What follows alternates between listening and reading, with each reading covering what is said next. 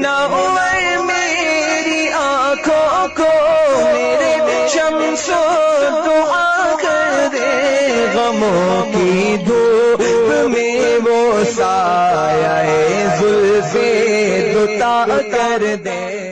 مولا علی فرماتے تھے، میرے مولا مشکل کشا کہتے تھے کہ جب میرا دل چاہتا ہے کہ میں اللہ سے باتیں کروں، جب میرا دل چاہتا ہے کہ میں اللہ سے باتیں کروں تو میں نماز پڑھنے لگتا ہوں، اور جب میں چاہتا ہوں کہ اللہ مجھ سے باتیں کریں تو میں قرآن پڑھنے لگتا ہوں۔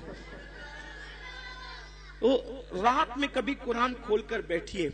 ڈاکٹر اقبال جرمنی سے ڈاکٹری پڑھے ہوئے آدمی تھے، لیکن اس شخص قرآن پڑھنے کا مزاج یہ تھا کہ جب وہ قرآن رات کو پڑھتے تھے تو اتنا روتے تھے کہ صبح کو جو ان کے آنسو مصحف قرآن پہ گرتے تھے تو دھوپ نکلنے کے بعد وہ قرآن کے اوراق سکھانے کے لیے ان کے گھر والے رکھ دیا کرتے تھے۔ اقبال کی شاعری میں جو چاشنی ہے وہ قرآن کی برکت ہے، وہ درود مصطفیٰ صلی اللہ علیہ وآلہ وسلم کی برکت ہے۔ ڈاکٹر اقبال نے اپنی قوم سے مخاطب ہو کر کہا تھا کہ تم نے قرآن سے مرنا سیکھا ہے، مرنا، کاش کہ تم قرآن سے جینا سیکھ لیتے۔ بھئی مرنے والوں کے سرانے ہم کیا پڑھتے ہیں؟ سورہ یاسین پڑھتے ہیں، اور عقیدہ کیا ہے؟ حدیث بھی ہے کہ جو شخص سکرات والوں کے پاس قرآن پڑھے گا تو موت کی تکلیف آسان ہو جائے گی۔ تو جس قرآن کی برکت سے موت کی تکلیف آسان ہو سکتی ہے، کیا اس قرآن کی برکت سے زندگیوں کی تکلیفیں آسان نہیں ہو سکتی؟ موت کی تکلیف مشکل ہے یا زندگی کی تکلیف مشکل ہے؟ موت کی تکلیف زیادہ ہے، زندگی کی تکلیف کی کوئی حیثیت نہیں ہے۔ تو فرمایا کہ اقبال کہتے ہیں کہ تم نے قرآن سے مرنا سیکھا، تم قرآن سے جینا سیکھو، قرآن اپنی زندگی میں شامل کرو۔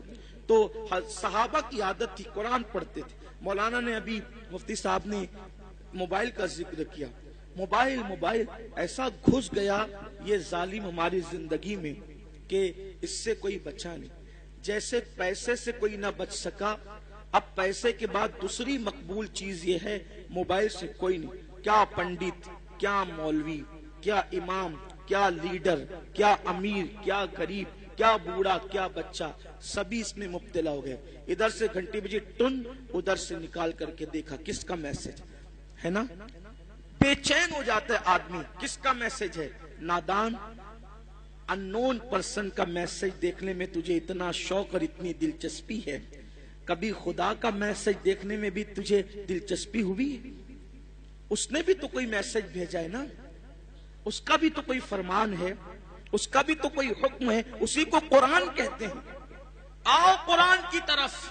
اللہ کے رسول صلی اللہ علیہ وآلہ وسلم نے حجۃ الوداع کے موقع پہ فرمایا تھا کہ میں تم میں دو بھاری چیزیں چھوڑ کر جا رہا ہوں، اور دونوں کا دامن مضبوطی سے پکڑے رہنا، تم کبھی گمراہ نہیں ہو سکو گے۔ فرمایا تھا ایک اللہ کی کتاب ہے اور دوسری میری اہل بیت ہے، اور یہ بھی فرمایا تھا، یہ بھی کہا تھا کہ یہ دونوں کبھی جدا نہیں ہوں گے حتیٰ کہ حوض کوثر پر مجھ سے آ کر ملاقات کریں گے۔ امام حسین نے کربلا میں بتا دیا کہ نانا کے فرمان کی حقانیت کیا ہے۔ فرمایا کبھی جدا نہیں ہوں گے۔ گردن کٹ گئی، حسین قرآن پڑھ کے بتا رہے ہیں لوگوں دیکھ لو ابھی بھی قرآن سے ہمارا تعلق کتنا مضبوط ہے۔ جان سے ہمارا تعلق کٹ چکا ہے لیکن قرآن سے ہمارا تعلق اب بھی باقی ہے۔ اور حسین پاک نے قرآن پڑھا، نیزے پر قرآن سنایا، تو یہ قرآن ہے۔ اور ان کے والد تو کیسے قرآن پڑھتے تھے، مولا علی کیسے فرماتے تھے کہ میں گھوڑے کی ایک زین پر قدم رکھنے کے بعد دوسرے زین پر قدم رکھنے سے پہلے پورا قرآن ختم کر لیا کرتا ہوں۔ ابھی لوگ تامت توئیاں کر رہے ہیں کہ یہ کیسے ہو سکتا ہے۔ فرمان پر سب کا یقین ہے، فرمان پر سب کا یقین ہے کہ مولا علی نے کہا گھوڑے کی ایک زین پر قدم رکھنے کے بعد دوسرے پر قدم رکھنے سے پہلے پورا قرآن ختم کر لیتا ہوں۔ کیسے؟ اگر کبھی وقت رہا تو یہ راز ضرور بتاؤں گا کیسے، لیکن یہاں عنوان قرآن ہے، اس لیے انشاءاللہ کسی موقع پر مجھے یاد دلائیے، جب مولا علی پر گفتگو ہو تو بتائیں گے کہ ایک زین پر قدم رکھنے کے بعد دوسرے زین پر قدم رکھنے میں کتنا ٹائم لگتا ہے۔ کبھی گھوڑا دیکھا ہے اس پہ بیٹھے ہو؟ سنت سمجھ کے کبھی بیٹھنا. پہلے لوگ بارات میں بیٹھتے تھے، اب بند ہو گیا. اگر چالو بھی ہو جائے تو مجھے کوئی نقصان نہیں. بینڈ باجا بند کرو، گھوڑے پہ بیٹھ کے جانے میں کیا پرابلم ہے؟ وہ تو سواری ہے نا. اور سنت کی نیت سے بیٹھ جائیں تو بھی ثواب ہی ملنا ہے. گھوڑے پہ جانا جو وہ غلط نہیں ہے، بینڈ باجے کے ساتھ جانا غلط. اللہ کا شکر ہمارے شہر سے یہ بلا ختم ہو گئی ہے. تو گھوڑے پہ بٹھا کے نشید پڑھتے ہوئے جا سکتے ہیں. اس نیت سے کبھی بیٹھ جایا کرو کہ میرے محبوب کی سنت ہے. تو میرے جیسا سستڑ آدمی گھوڑے کی ایک زن پہ قدم رکھنے کے بعد مجھے دوسرے زن پہ قدم رکھنے میں جتنا ٹائم لگا تھا وہ 2 سے 3 سیکنڈ تھے بس میرے سست آدمی کے لیے.